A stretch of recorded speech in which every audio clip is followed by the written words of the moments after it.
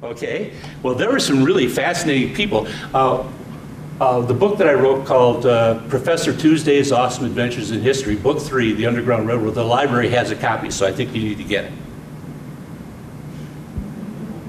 Okay, and because it'll tell you things that you won't read in most books about the Underground Railroad. Plus, it's written for you. What grade are you in? It's written for you. I just knew it. It's written for 3rd to 5th graders. It involves a character named Professor Tuesday who obsesses. You know what that word means? He obsesses about Tuesdays and the number 2. He's got a time machine that only works on Tuesdays. It only goes back to Tuesdays in history.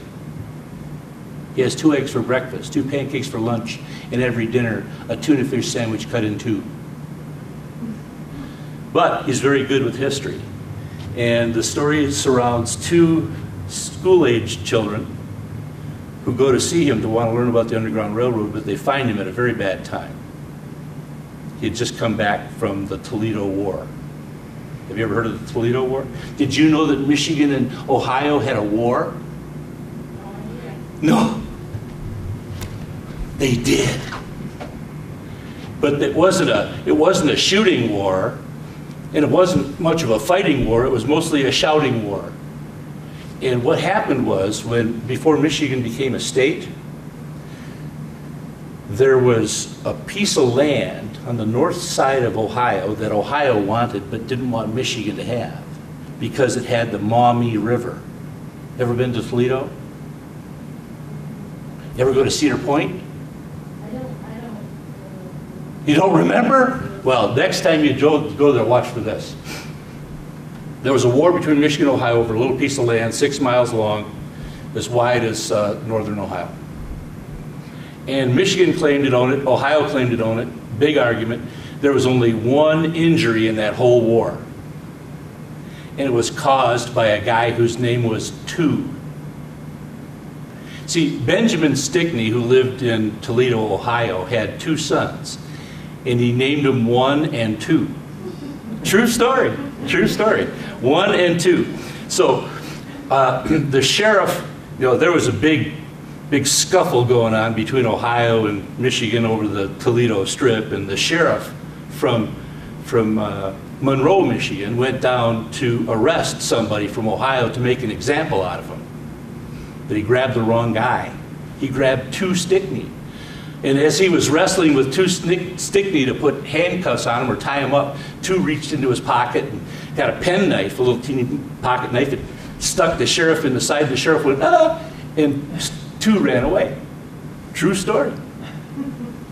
Well, when I read that in a history book, I had to use that, in my story. So I started out the story with a professor named Tuesday, who likes twos and the number Tuesday. No, that's not how I said it. You like the number Tuesday and the day of the week 2, right? No, it's the other way around.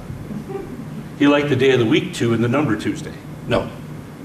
He liked Tuesdays and the number 2. So he had to meet Two Stickney. He goes back in time and he meets him just before Two Stickney pokes the sheriff with his penknife. Two gets away, the professor gets arrested. So you have to figure out what happens after that, but he makes it. But what I try to find are things that connect with Tuesdays and twos to make the story kind of fun, but also it's a story about 2 people who want to learn about the Underground Railroad, and one of them is a little bit shy and a little bit frightened. And so through the story, she becomes more frightened, more concerned, decides that maybe she doesn't want to do this anymore, but she's talked back into it, and at the end of the story, she finds her courage. In the middle of the story, you have all this history about famous people like Frederick Douglass, George D. Baptiste, Dr. Nathan Thomas, Laura Haviland, who was a female, a woman who started the first school that accepted blacks and whites in the state of Michigan. And all these people who existed in our past are in danger of being lost. And all I want to do is bring it to light that these people did exist and that they did wonderful things together, and that we too are capable of doing things together as people. It played a role. there were a couple of rules. Thank you very much. There was a very famous abolitionist who, and I can't remember his name right offhand, who left upstate New York and moved to Michigan after the Civil War was over because he wanted to get so far away from anything associated with the Underground Railroad, and he moved here and became one of the founding fathers of Traverse City. But beyond that, almost every port city in the state of Michigan had some involvement, because you have to think back in those days, transportation was so much different than it is today. We think nothing of getting in the car and driving to Cadillac or Lansing or what have you from Traverse City. But back then, if you were traveling from Traverse City to Cadillac, that was a 2 or 3 day trip each way. So you had to plan provisions for yourself, for the horses, and essentially walk or ride a horse all the way. So water travel was the means of travel. In 1825, when the Erie Canal was built, that opened up the westward migration of the United States. You know, we think about all the Conestoga wagons going over the mountains, but what really rocketed migration was the Erie Canal. And Detroit went from a population of about 9,000 people to a population of over 200,000 people in a couple of years because of the Erie Canal. And so you think waterways, well, the waterways completely around Michigan are fabulous for means of escape, because the cargo that was that traveled around the different ports in the state, you would have incoming and outgoing cargo, and people who were escaping to freedom would use those routes. And you have to also think that as the United States was expanding in a more westward fashion, and the Underground Railroad became more of a spoken about fixture in that world, that they would travel up the eastern routes first because that was the most significant population, and it was like two sides fighting. One side would try to travel up one route, the other side would try to block that route. So the routes tended to move farther and farther and farther west.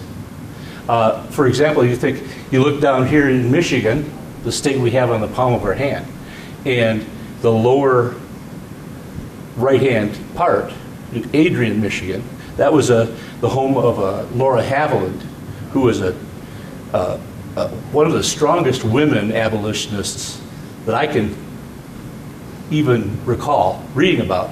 She routinely would go down south, grab talk some slaves into escaping and bring them up. And at one point in time, she was on a train and she was recognized, and these slave catchers had her at gunpoint and threatened to kill her. And she said, "Shoot, I don't care." And that's her attitude. And you had a lot of attitudes like that who were among the abolitionists, especially here in the state. People here in the state defended a lot of freedom seekers. Federal law you broke if you're from Michigan, you helped somebody escape? Yes. The most stringent law was called the Fugitive Slave Act. It was part of the Missouri Compromise of 1850. And that made it a federal offense to help anyone. But that really didn't matter to most people who felt that this was the right thing to do. What I found most interesting was that there were two branches of the Quaker religion. Didn't know that. Until when I started researching it, I found out that there were one branch of the Quaker religion felt that God's law on earth was man's law. So if man's law was that slavery was legal and that you shouldn't help slaves, then it was against God to defy those laws. That was one branch of the Quaker faith. But then there was a break-off in that religion. It was started by a gentleman named Hicks, and they called themselves Hicksite Quakers. Wow, great name. But what they did was they felt, no, God's law is God's law. God wants us all to be free, and man's law is arbitrary, so we are standing on the side of God and not on the side of man, and we're going to help people escape to freedom. So you had this division in the Quaker religion that literally helped the advancement of the Underground Railroad. Right, over the course of about 9-10 years, yeah. Did he ever get caught? No, Or- no, he never got caught. There were some really interesting characters. Levi Coffin, who lived down in Fountain City, Indiana. The original little town in eastern Indiana called Fountain City. The original name of it was Newport, Indiana. But then somebody drove a pipe in the ground and water started coming out, and so they changed the name of the city to Fountain City. True story. You can drive a pipe in the ground and you'll have a fountain. And he had a house there, and he was a very successful businessman. He had a big pork business, a slaughterhouse, and he lived not far from the Ohio River. And so if you had a business producing foodstuffs, especially items that could be stored for periods of time, like salt pork, he'd sell it like crazy along the river because people were heading west. And became very successful, and he would often hire escaped slaves, put them to work, give them some time to recover from the ordeal of running away, and when they felt like it, just take off. And but he gave them a form of sustenance in between. So, but he was very bold about it, and he didn't care who knew it. But he lived in a community. He was surrounded by like-minded people, and that's generally what you find is that most of the big hot spots on the Underground Railroad were in areas where they were surrounded by people of like mind. Might have had a stinker here or there, just like you have in any town, you know. But for the most part, that's the way it was.